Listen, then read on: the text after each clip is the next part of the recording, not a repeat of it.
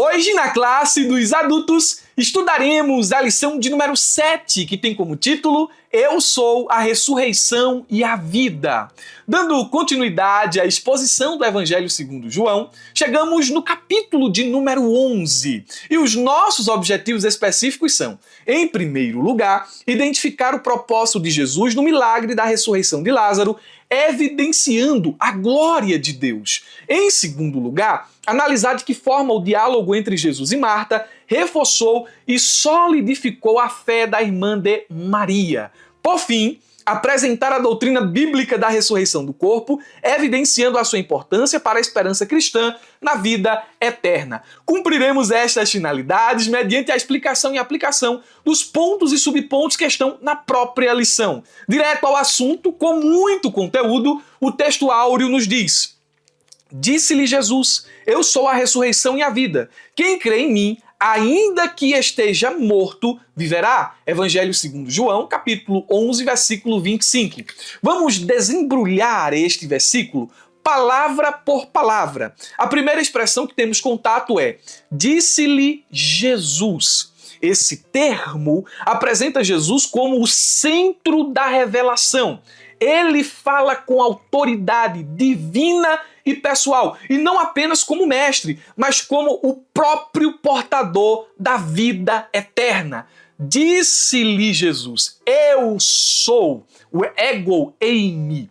Esta é uma das declarações de eu sou, que aparece lá em Êxodo, capítulo de número 3, versículo 14. E João está fazendo essa conexão para revelar quem de fato Jesus está dizendo que é. Ele é o eu sou.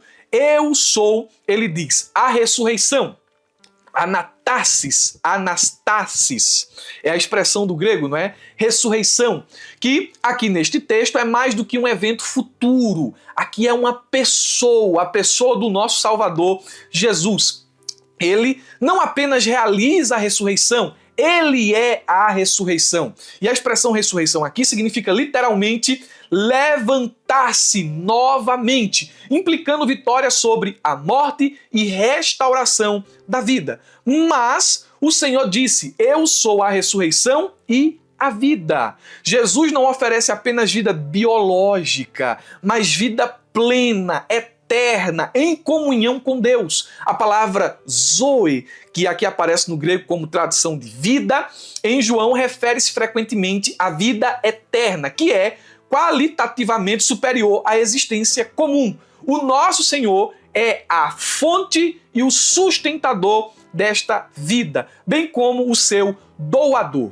Em seguida ele diz, quem crer em mim, a estrutura grega aqui usa o particípio presente, indicando o seguinte, ação contínua, ou seja, aquele que continua crendo. Quem crê em mim, aquele que continua crendo, e é interessante que crer aqui não é meramente aceitar verdades sobre Jesus, mas confiar pessoalmente nele como único Senhor e Salvador. E isto de forma contínua. Aquele que continua crendo em mim, ainda que esteja morto, ainda que chegue à condição de morrer, ele diz o seguinte aqui na última expressão, viverá. E nós encontramos uma promessa. Ainda que a morte física ela chegue, ela não tem o poder de tirar aquilo que eu dei, a vida eterna. Em síntese, João 11:25 revela que a esperança cristã não está apenas em um futuro evento escatológico, mas em uma pessoa presente e viva. Jesus é a ressurreição e a vida. Crer nele é ter garantia de que a morte não tem a palavra final. Para o crente, a morte é apenas um passaporte para estar com Cristo. A verdade prática nos diz, o Senhor Jesus Cristo é a ressurreição e a vida. E por essa razão, temos a garantia de que um dia teremos um corpo glorioso como o dele. E aqui, meus irmãos, nós vamos movimentar a classe. É importante que você movimente a sua classe a fim de trazê-los para a aula.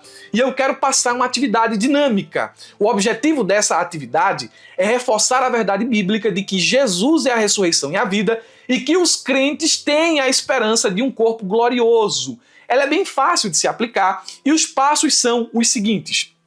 Em primeiro lugar, o material. Você vai pegar um espelho pequeno, pode ser aquele espelho laranjinha que vende em mercado, é baratinho. Um espelho pequeno e uma folha com a frase. Você vai colar a folha no espelho. E a frase é a seguinte: este corpo é passageiro, mas Jesus prometeu um corpo glorioso. Aí o segundo passo é a organização. Você vai passar o espelho entre os alunos e vai pedir a eles que, ao olharem para si mesmos, contemplando a própria face no espelho, eles pensem: este corpo vai envelhecer, vai adoecer e possivelmente vai morrer, porque a gente crê no arrebatamento. Mas não é o fim. Em seguida, você vai fazer a leitura, ou vai pedir para um dos alunos fazer a leitura de João 11:25, que é o nosso texto áureo, ou então, se preferir, quiser modificar, 1 Coríntios capítulo 15, versículo 42 e 44. Por fim, uma aplicação. Explique que o corpo atual é como uma semente. Ao morrer, será transformado. A esperança cristã não está em evitar a morte, mas em vencê-la por Cristo. Vamos à exposição dos pontos e subpontos, mas antes eu quero me dirigir aos meus irmãos do YouTube.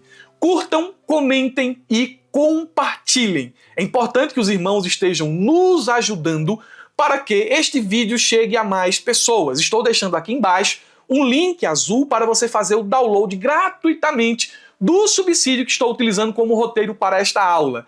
Meus irmãos da plataforma da Ferramenta EBD, um abraço mais que especial a todos vocês. Vocês são importantes para mim. Eu estou em um novo cenário aqui. Pode ser que aconteça alguma zoada aqui imprevista. Você vê que o cenário aqui atrás está um pouquinho diferente. Eu me mudei. Eu vim para a cidade do Crato, estou morando bem na divisa do Crato e Juazeiro do Norte e vim aqui para estudar, vim aqui para me preparar, fazer uma especialização e, se Deus permitir, um mestrado, para poder servir melhor os nossos irmãos, tá certo? Então, estou morando na cidade do Crato e tudo aqui, por enquanto, está improvisado. Mas o objetivo não é outro senão se preparar para servir melhor. Nós contamos com a ajuda dos irmãos também, com a paciência, tá certo? Quem não conhece a plataforma da Ferramenta EBD, estou deixando aqui embaixo um link para você conhecer a plataforma da ferramenta, porque os irmãos do YouTube recebem apenas a pré-aula e o subsídio, mas na plataforma da Ferramenta EBD existe uma infinidade de outros recursos que você que está pelo YouTube não tem acesso. Então, clica no link aqui também e vai conhecer a plataforma da ferramenta. É o local onde o professor da escola dominical encontra tudo o que precisa em um só lugar. Vamos à exposição dos pontos? Acho que não esqueci de falar nada, não é? Aqui tá bem diferente aqui, eu tô tentando me acostumar. Mas vamos lá. Ponto de número 1. Propósito ou o propósito de Jesus. O subponto 1 diz o seguinte: recebimento da notícia sobre Lázaro. A lição nos diz: nos evangelhos, Jesus realizou diversos milagres de ressurreição, incluindo o do filho da viúva, da filha da viúva de Naim, o filho da viúva de Naim, e da filha de Jairo. O milagre da ressurreição de Lázaro é o que estamos abordando. Vamos já voltar para cá, tá certo? Mas deixe-me aqui dizer o seguinte: há muitas ressurreições dentro do Novo Testamento, não só ressurreições literais, mas ali também a menção de ressurreições escatológicas. E dentro do Novo Testamento, as ressurreições elas podem ser divididas em 4 partes. Primeiro, as ressurreições que ocorrem durante o ministério de Jesus. O filho da viúva de Naim, a filha de Jairo e a ressurreição de Lázaro. Em seguida, nós temos as ressurreições, eu digo ressurreições no plural porque foi algo coletivo. As ressurreições ocorridas por ocasião da morte e ressurreição de Jesus, que é os santos em Jerusalém. Você pode ler Mateus capítulo 51 ao 53. Em terceiro lugar, ressurreições realizadas pelos apóstolos no período da igreja primitiva. Nós temos a ressurreição de Dorcas e a de Eutico. E, por fim, as ressurreições futuras que são mencionadas como doutrinas escatológicas, que é a ressurreição dos justos em Cristo e a ressurreição dos ímpios. Voltando ao texto da lição, o comentarista diz o seguinte: este é um dos 7 sinais ou milagres encontrados no Evangelho de João e representa a manifestação final de Jesus como Filho de Deus antes da sua crucificação.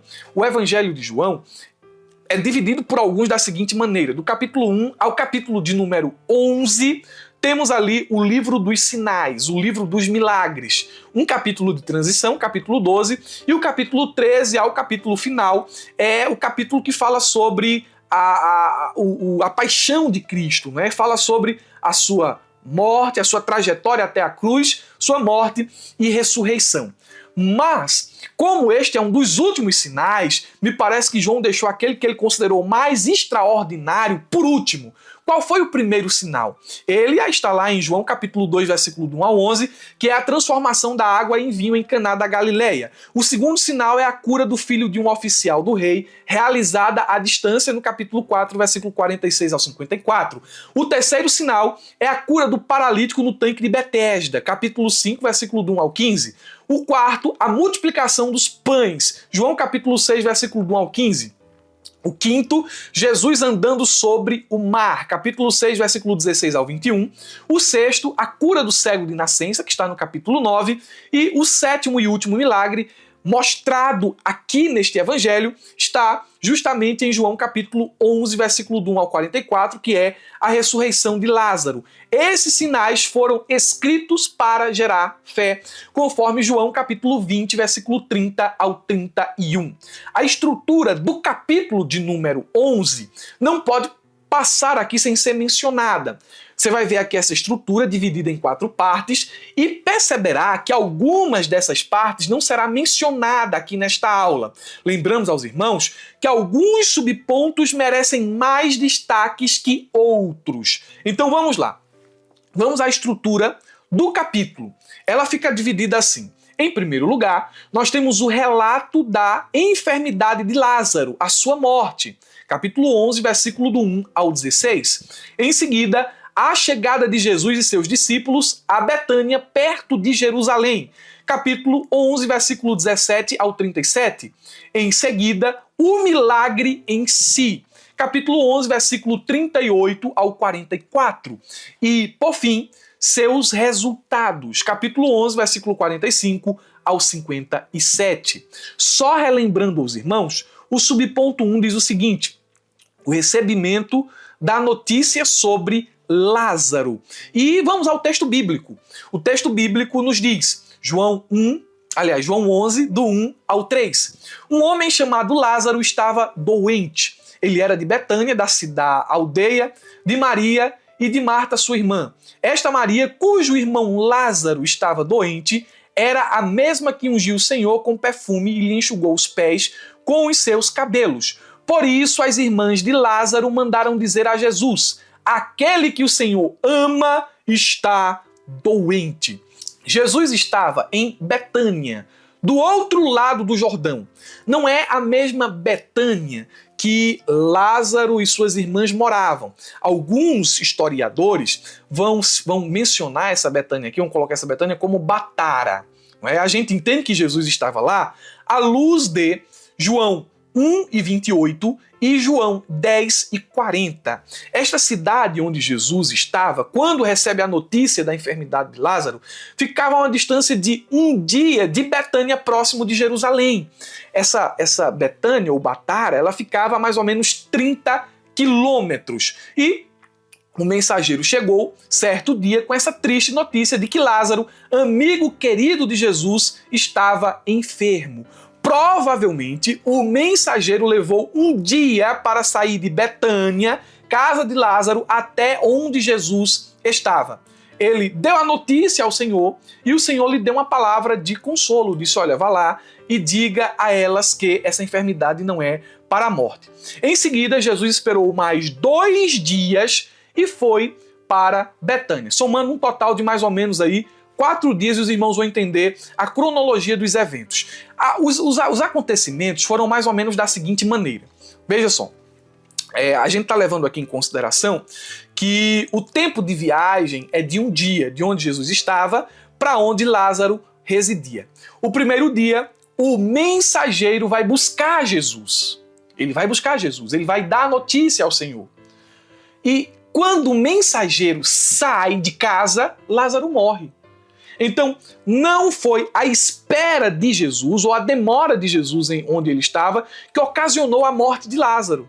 Não, Lázaro morreu quando o mensageiro saiu. Aí, o segundo dia é o dia de retorno. O mensageiro volta para Betânia e Jesus continua onde está. Aí vem o terceiro dia, Jesus decide ficar mais um dia lá. Jesus espera mais um dia. E em seguida ele parte para Betânia, perto de Jerusalém, somando um total de mais ou menos 4 dias, que é o tempo em que Lázaro morreu e foi sepultado. Aí, dentro desse processo, eu não sei se o mensageiro entregou a mensagem ou não para Marta e Maria de que a enfermidade não era para a morte, mas para a glória de Deus. O texto não deixa isso tão claro, não é? Mas uma coisa é certa, não é? Elas viveram esse processo da espera, da aflição, da expectativa, do luto e da desesperança quando seu irmão foi finalmente sepultado. E o subponto 2 diz o seguinte, o desapontamento de Maria e Marta. A lição nos diz, o versículo 3 expressa a esperança de Maria e Marta em relação à chegada de Jesus para ajudá-las. Devido ao carinho e à amizade que o nosso Senhor tinha pela família de Betânia, pois ele os amava, elas desejavam ardentemente que Jesus chegasse rapidamente. No entanto, a visita dele, no tempo de Maria e Marta, não se concretizou. E eu quero expor este subponto em 3 partes. Em primeiro lugar, a esperança fundamentada no amor de Cristo. Preste atenção nos eventos narrados no texto bíblico e nos detalhes. Maria e Marta expressam sua confiança no cuidado de Jesus ao enviar uma mensagem dizendo: aquele a quem amas está doente. Elas não fizeram pedidos explícitos, apenas confiaram que o amor de Cristo por Lázaro seria suficiente para que ele agisse. Olha que coisa extraordinária. Não precisou pedir. Só diga o seguinte, não peça para ele vir, não diga nada. Só diga, olha, Lázaro, quem o Senhor ama está enfermo. Confiando de que o amor era recíproco, elas entendiam que Jesus imediatamente viria para socorrer a Lázaro. E meus irmãos, nós devemos nos sentir assim.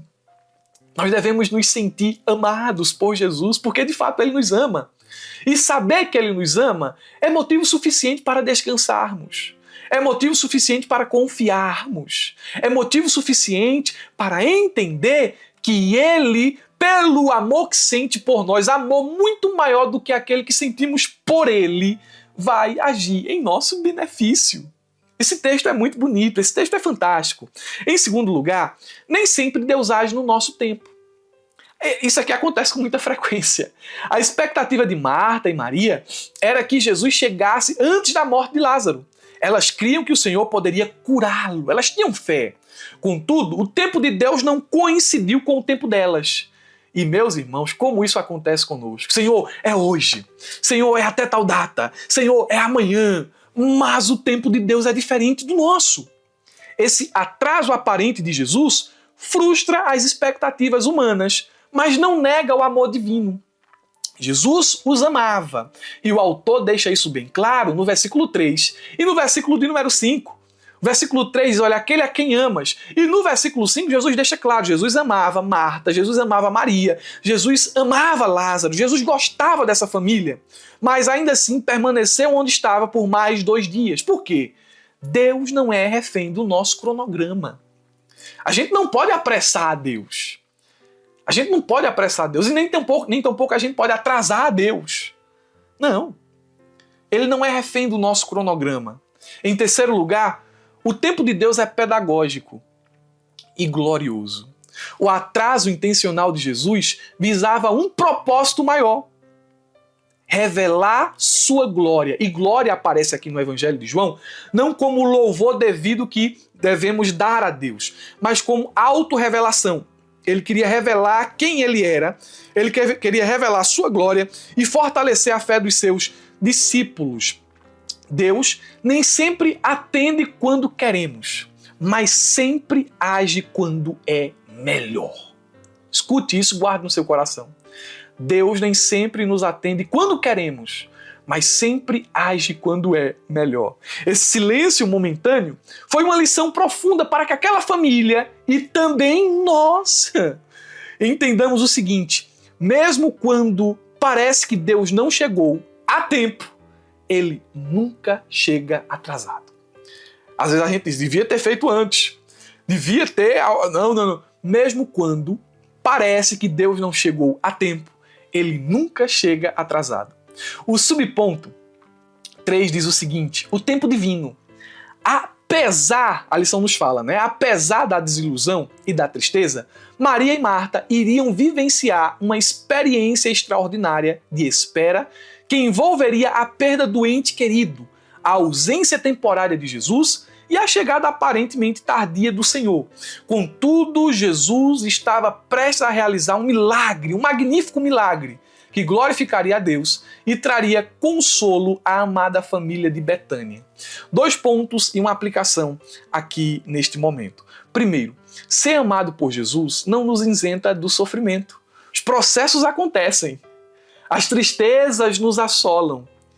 A enfermidade, o luto rondam a nossa casa e a nossa família. Maria, Marta e Lázaro, não temos dúvida, eram amados profundamente por Jesus, conforme João 11:5, mas mesmo assim passaram pela dor da enfermidade, da espera e da morte.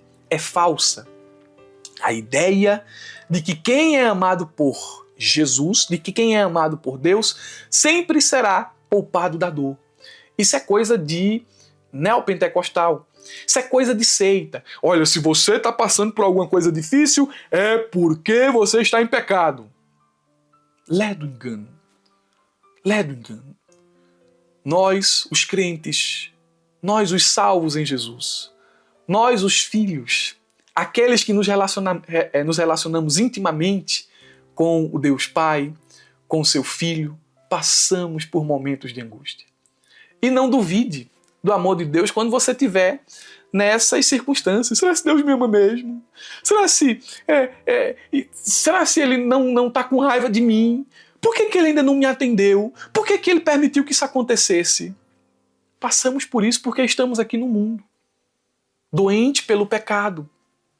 Mas nós temos uma promessa. A fé madura entende que o amor de Cristo não significa ausência de aflições, mas sua presença no meio delas. A aflição pode chegar no seu lar. O luto pode chegar aí na sua casa. Mas você precisa entender que, apesar disto, você é extremamente amado pelo Senhor.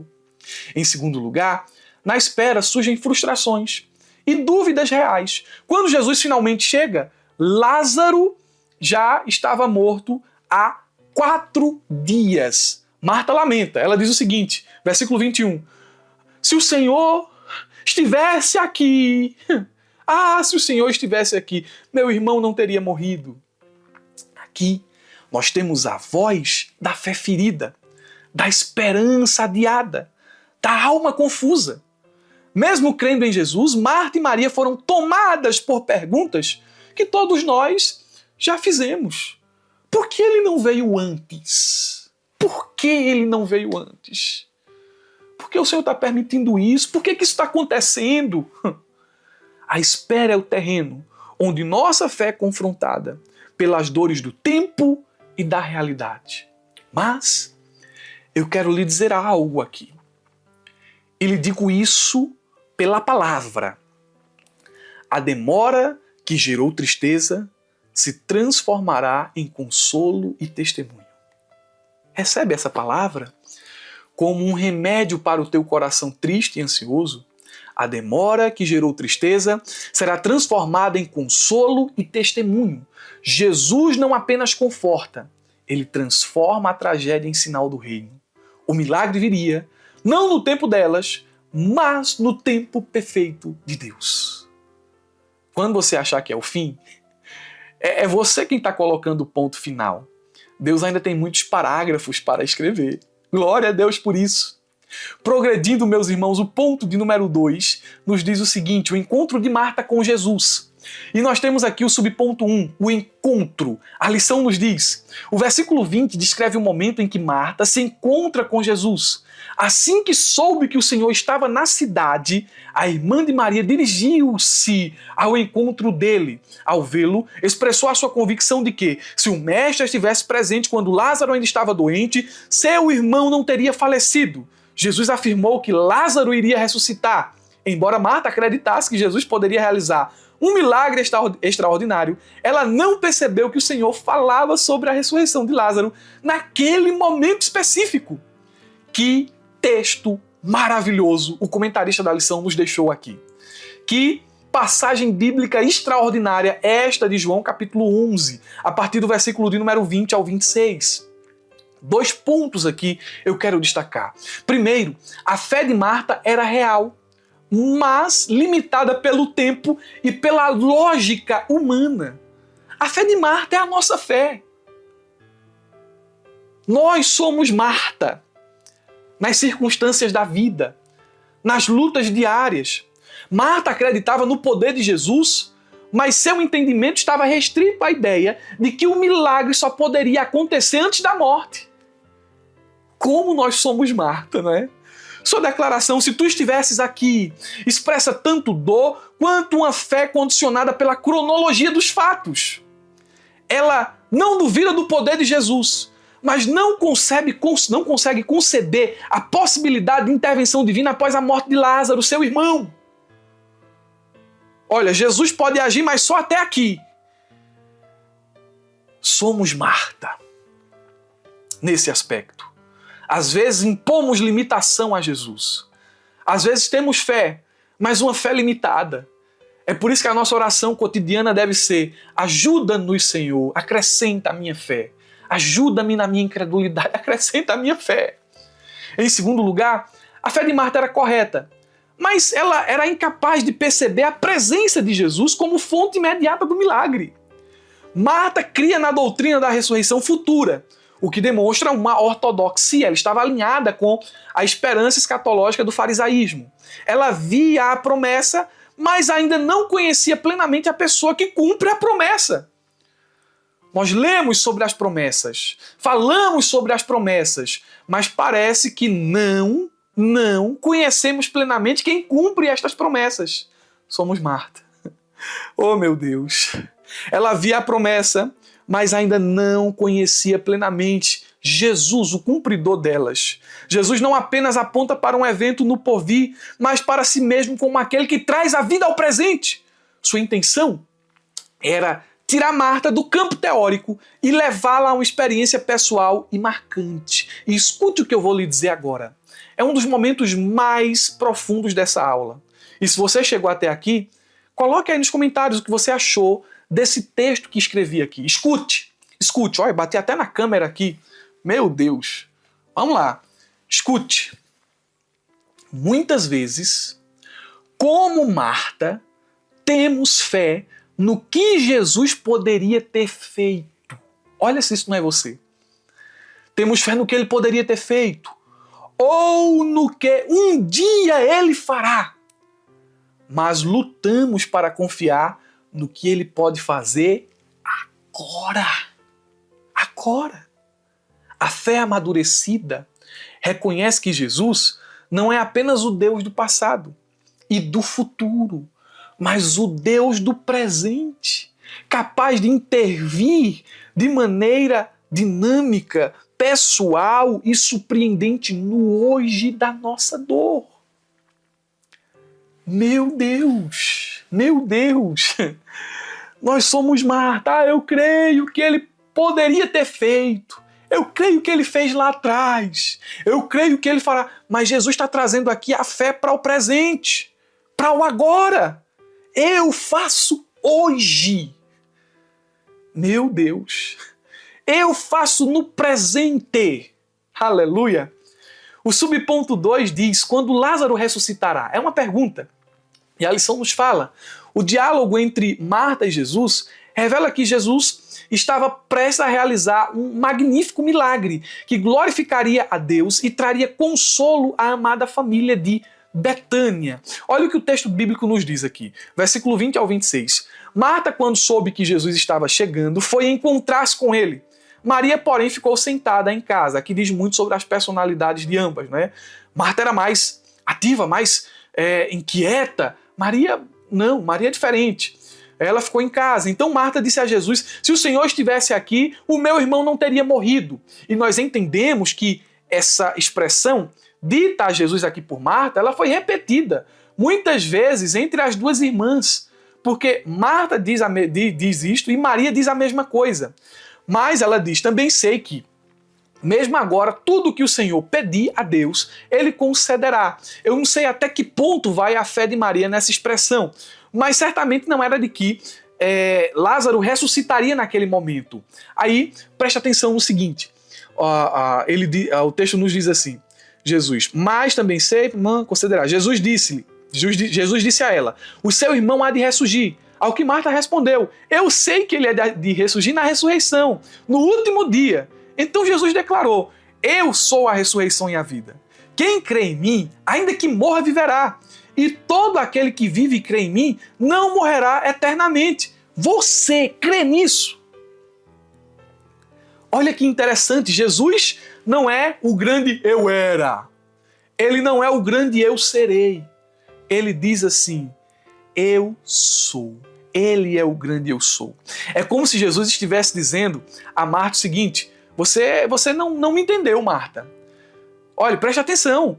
Eu quero dizer que Lázaro, ele ressuscitará, ou não, eu não quero dizer que Lázaro ressuscitará no último dia. Eu sou Deus e tenho na mão o poder da ressurreição e da vida. Lázaro vai ressuscitar hoje. Ele vai se levantar do túmulo hoje. Você crê nisso? Mas mesmo assim, parece-me que a fé de Marta não conseguiu alcançar a grandiosidade dessa promessa que Jesus está lhe dizendo aqui. E às vezes, meus irmãos, acontece assim. Jesus diz coisas a nós. A palavra de Deus tem promessas tão extraordinárias, coisas tão inalcançáveis à nossa fé muitas vezes, que a gente vê, ouve, mas não consegue crer. Nossa fé não consegue assimilar tais verdades. E é fantástico, porque Jesus vai fazer esse milagre diante delas, Marta e Maria, e diante de uma multidão de judeus, a qual era mista. Gente que cria, gente que não cria, gente que queria matá-lo, gente que queria escutá-lo. Ele revela a sua glória. O subponto 3 diz, promessa de vida. Olhe o que a lição nos fala. Na resposta de Jesus a Marta, quando ele afirma ser a ressurreição e a vida, encontramos pelo menos duas lições valiosas. E aqui o comentarista vai nos dar essas lições. Primeiro, a soberania do Filho sobre a morte e a vida. Ao se identificar com a ressurreição, ele se coloca como a fonte de toda a vida, tanto no plano material quanto espiritual. Segundo, existe uma gloriosa promessa de vida para quem crê. E eu quero apenas complementar o que o pastor Elenay Cabral disse em 2 pontos, dizendo o seguinte. Primeiro, Jesus não aponta para um evento, mas para si mesmo. Quando ele diz, eu sou a ressurreição e a vida. Ele desloca a atenção do cronograma escatológico para a sua própria pessoa. Ele é a origem da vida e o agente da ressurreição. Em segundo lugar, crer em Jesus muda a nossa relação com a morte. Quem crê em mim, ainda que morra, viverá. A morte física, inevitável para todos, a não ser em caso de arrebatamento, não anula a vida que vem de Cristo. E mais, o texto diz, todo aquele que vive e crê em mim nunca morrerá. Aqui Jesus ele fala da vida que não pode ser rompida. A comunhão com Deus que nem mesmo a morte pode tocar. A morte perde o seu poder definitivo. Aquilo que eu dou aos que creem, a morte não tem o poder de tomar.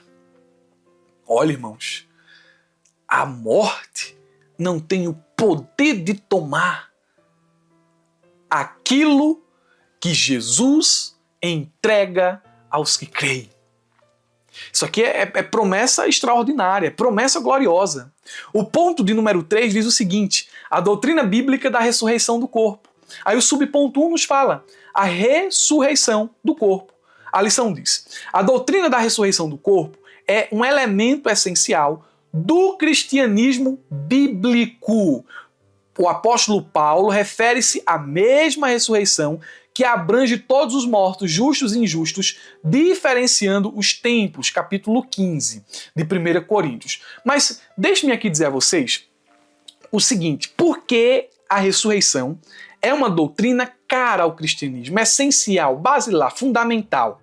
Nós temos uma explicação em 1 Coríntios, capítulo 15, versículo 12 ao 19. Você pode ler esse texto aí. Paulo afirma que negar a ressurreição dos mortos é negar a própria ressurreição de Cristo. Na igreja de Corinto, havia quem aceitasse que Jesus ressuscitou, mas rejeitasse a ressurreição futura. Isso era uma incoerência. Se os mortos não ressuscitam, Cristo também não ressuscitou. E Paulo passa a fazer uma argumentação a respeito deste assunto. E ele diz o seguinte: sem a ressurreição, 7 consequências graves se seguem. Está no texto que eu mencionei aqui de 1 Coríntios.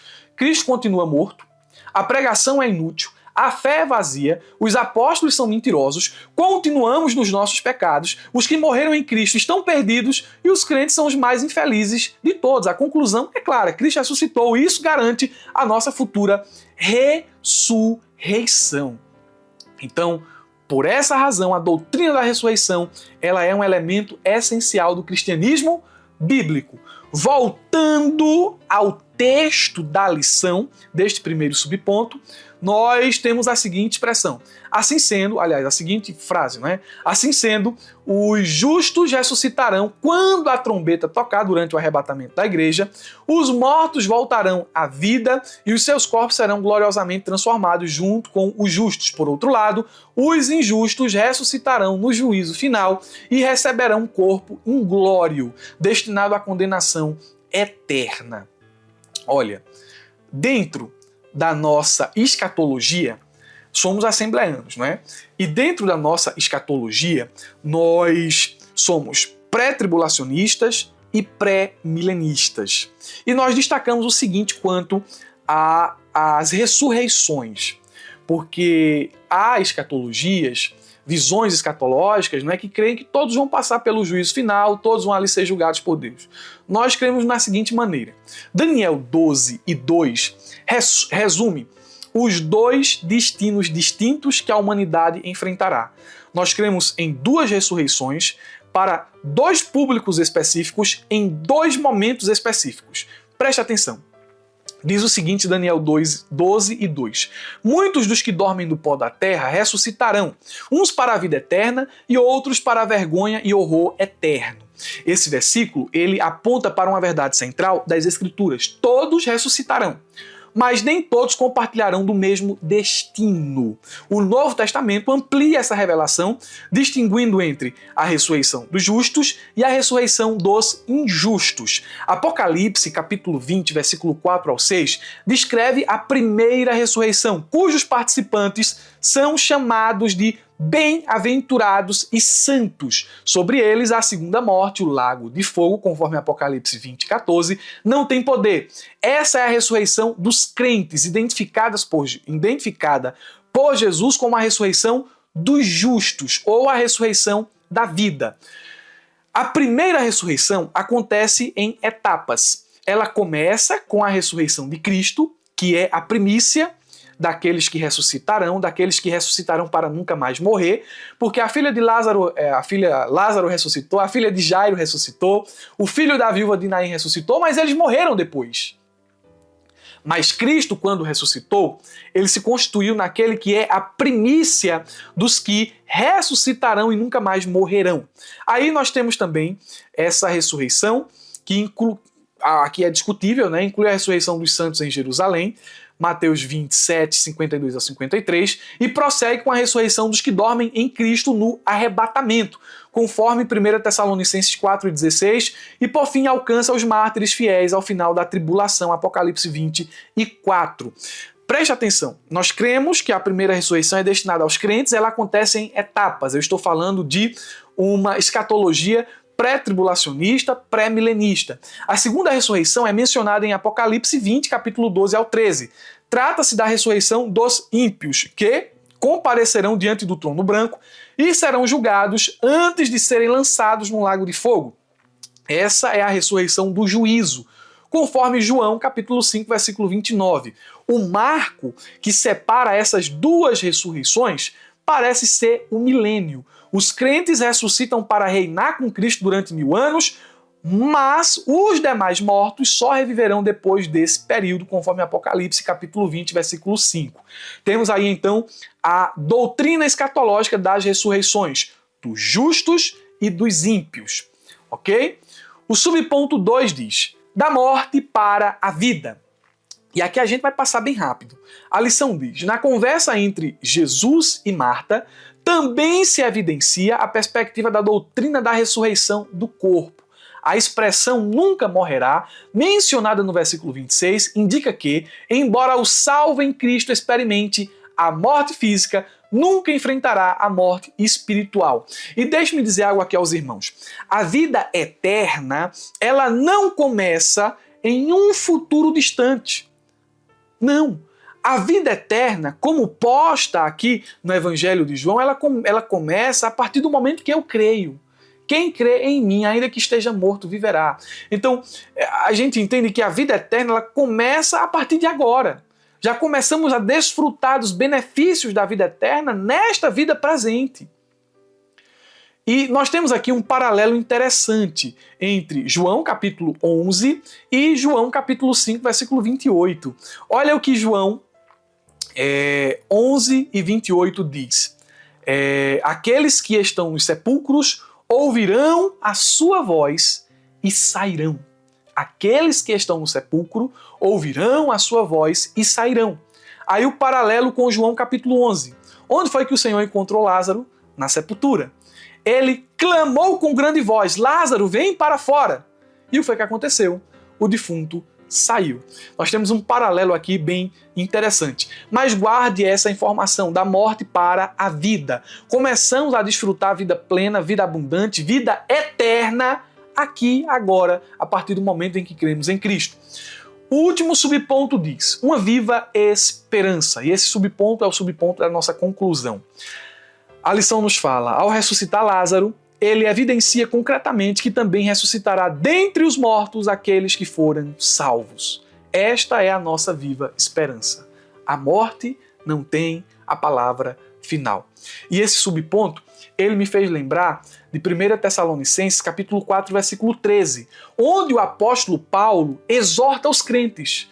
Não quero, porém, irmãos, que sejais ignorantes com respeito aos que dormem, para não vos entristecerdes como os demais, que não têm esperança. Meus irmãos, isso aqui é fantástico. Eu estou usando muito essa expressão, né? Fantástico. Paulo reconhece que a dor da perda é real, mas também afirma que há uma diferença radical entre o lamento do cristão e o desespero do mundo. O cristão não nega a morte, mas enfrenta a perda com os olhos voltados para a ressurreição. A nossa dor é marcada pela esperança. O que é esperança? Na Bíblia, esperança não é um desejo incerto. Eu tenho esperança que isso vai acontecer. Não é uma coisa incerta. Não é uma projeção para uma possibilidade futura, mas é uma certeza futura baseada na fidelidade de Deus. A palavra usada por Paulo aqui é o pis, significa uma expectativa segura, firmada nas promessas de Cristo. Diante das perdas, O cristão não está entregue ao vazio. Não somos como os demais que não têm esperança. Choramos sim, mas com os olhos voltados para Cristo. A ressurreição de Lázaro nos lembra que o túmulo não tem a última palavra. Essa esperança nos consola, sustenta e nos move a viver com os olhos fixos na eternidade. Se Cristo venceu a morte, nós também venceremos com Ele. E eu quero concluir com uma ilustração. Escute. Uma certa menina, ela caminhava tarde da noite por um local muito escuro na zona rural. Não tinha iluminação pública, ela estava sem lanterna e ela caminhava na plena escuridão, no meio das trevas da noite. Um homem fazendeiro que vinha de olhar seus bichos na curral, viu a menina passando pela vereda, pela estrada. E ele colocou a lanterna sobre ela e disse: menina, para onde é que tu está indo, menina? Ela disse: eu estou indo para casa. E como é que tu sabe onde é a tua casa, nesse escuro? Como é que tu consegue encontrar o teu lar no meio da noite? Aí ela, com os olhos assim, a testa franzida porque a lanterna estava sobre a sua face, ela apontou para uma direção e disse: você está vendo aquela luz lá depois do cemitério?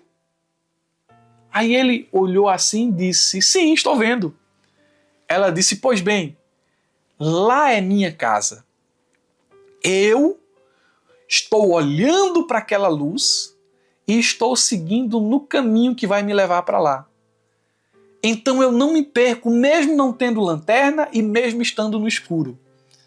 Minha casa está naquela luz depois do cemitério. Isso traz-nos uma verdade interessante. Andamos neste mundo que está em trevas, mas não andamos sem direção. Não estamos perdidos. Olhando para Cristo, nós trilhamos, nós caminhamos aqui neste mundo. E nosso lar não para em uma catatumba, em uma cova, em uma sepultura. Nosso lar está além do cemitério. Caminhamos, meus irmãos, com esperança. Não somos como os demais. Não somos como os demais.